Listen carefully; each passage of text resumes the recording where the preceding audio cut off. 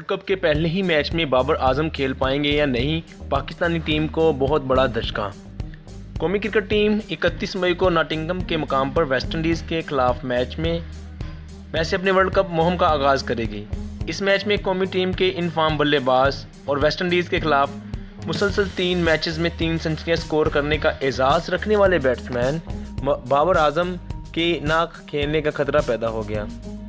जी हाँ नाज़रीन, तफसीलात के मुताबिक उनकी उंगली का फ्रैक्चर हो गया है, जिसकी वजह से उनके ज़्यादा इम्कान नहीं है कि वो वेस्टइंडीज़ के ख़िलाफ़ पहला मैच खेल पाएंगे।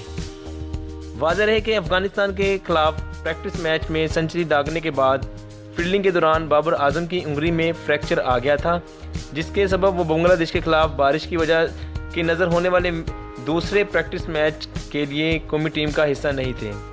पाकिस्तानी बोर्ड की जानिब से अभी तक बाबर आजम को खिलाने या ना खिलाने की कोई इतला नहीं दी गई। ताहम इस बात का खदशा मौजूद है कि शायद नौजवान बल्लेबाज इस मैच में हिस्सा ना ले सकें। बाबर आजम के ज़ख्मी होने की सूरत में हारिस सुहेल को इस मैच में मौका दिए जाने का इम्कान है।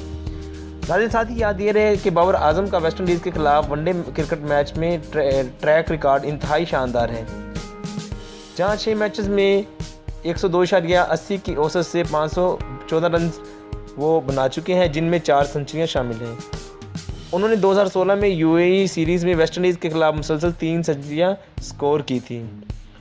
तो बाबर आजम जो है वो टीम के लिए बहुत सहारा होते हैं। अगर वो नहीं खेलते तो पाकिस्तानी टीम को थोड़ी सी मायूसी होगी, लिहाजा उनकी जगह को पूरा करने के लिए पीसीबी ने ये कहा है कि हारिस सुहेल को मौका दिया जाएगा। अब देखना ये है कि 31 मई को तक अगर बाबर आजम ठीक हो जाते हैं तो उनको मौका दिया जाएगा, वरना वो 31 मई को अपना पहला मैच वेस्टइंडीज़ के खिलाफ नहीं खेल पाएंगे। वीडियो को लाइक कर दें, सब्सक्राइब कर लें JRY न्यूज़ को।